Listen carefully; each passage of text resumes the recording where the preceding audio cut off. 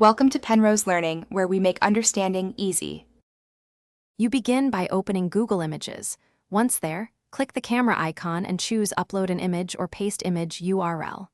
You should act now, select the photo file or drop it into the search box, because that immediate action sends data for matching. Make sure your image is a standard format like JPG or PNG. Otherwise, convert it quickly. Once uploaded, Google starts scanning visually similar images and indexed pages, so you can move directly to inspecting the results.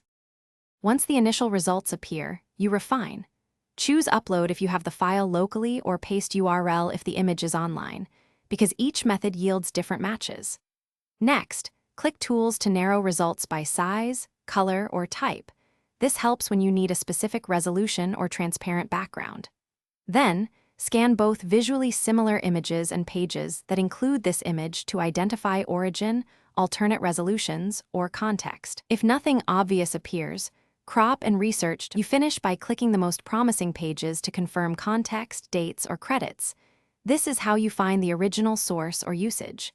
If you need better detail, try Google Lens on mobile for object recognition, or repeat the search on another engine to compare coverage.